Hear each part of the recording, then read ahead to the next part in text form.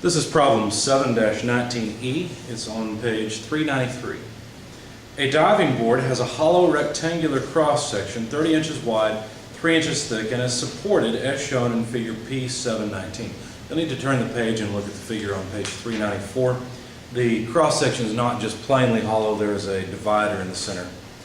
Let's see. Compute the maximum stress due to bending if the board, if a 300-pound person stands at the end. Would the board be safe if it were made of extruded 6061 T4 aluminum and the person landed at the end of the board with an impact? Well, let's find out. I do need to sketch a portion of the figure on the next page. I have to sketch the diving board. The supports are as follows. There's a reaction at A, a reaction at B, and then the 300-pound person is on the end. There's a 6-foot distance here between RA and RB, and an 8-foot distance between RB and the person at the end. If we make our shear diagram, we'll be able to come up with the moment diagram. And let's see, let me change that just a bit. So the shear in pounds force, and then position in feet. Okay, so if RA is acting downward, oh, by the way, I have to calculate RA and RB. Let's do that quickly. So summing moments about A, we should get 0. We'll take counterclockwise as positive. That would be 6 times RB minus 14 times 300, where the 14 and the 6 are both feet. RB and the 300 are in pounds force. From this, you can solve for the reaction at B. I won't write it over there. It's 700 pounds. I'll just put it in here. Okay, and then summing forces in the y direction, or summing moments, about B. You could also find that the reaction at A is 400 pounds force. Okay, so there's our loads that are acting on the diving board. Okay, so basically we're going to end up, let's see, at x equals 0. The load is acting downward, so the shear has to act upward, which is in the negative direction. Don't forget that. So the shear begins negative and is negative 400 pounds until we get to the 700 pound, where it goes positive up to 300 pounds and then back down to 0. Okay, that's really not the part we're interested in for this chapter.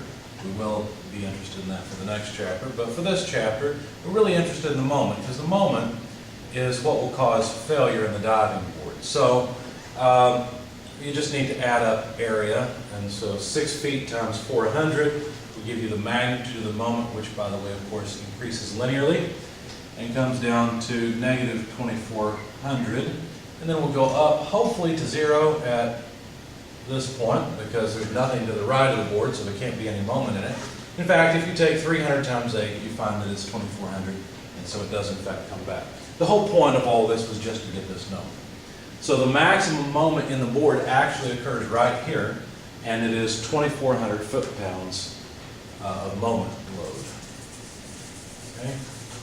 So that's what we're really interested in. The moment here is 2400. Does it matter that it's positive or negative? No, not really. All that changes is whether the tensile or compressive stress is in the top or bottom.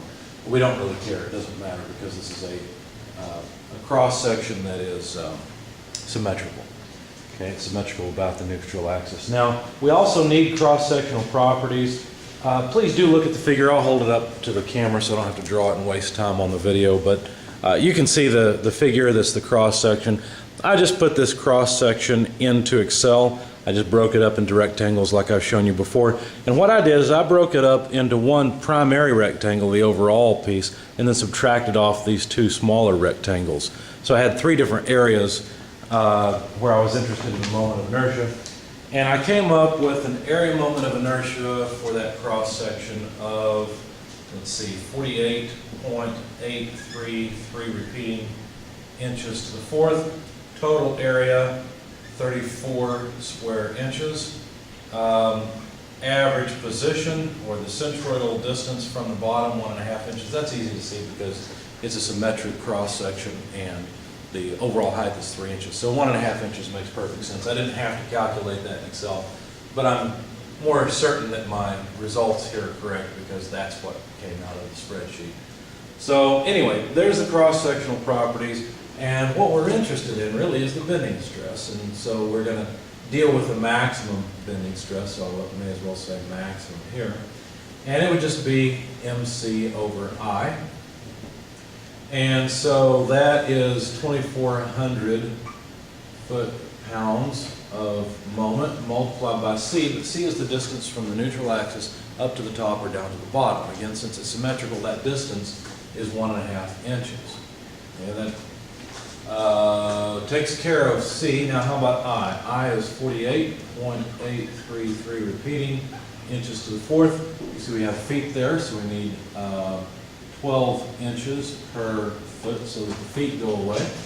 And now we'll have pounds force per square inch, because look, 2 of these inches will cross off with 2 of these, and we'll be left with 2 inches in the denominator, or 2 square inch. Okay? So plugging all this into your calculator, you find that the stress is 8,846 point, I don't know why I kept it many decimal places, but there it is, 8846.416. Now, we're supposed to assume that the loading on the end is an impact loading.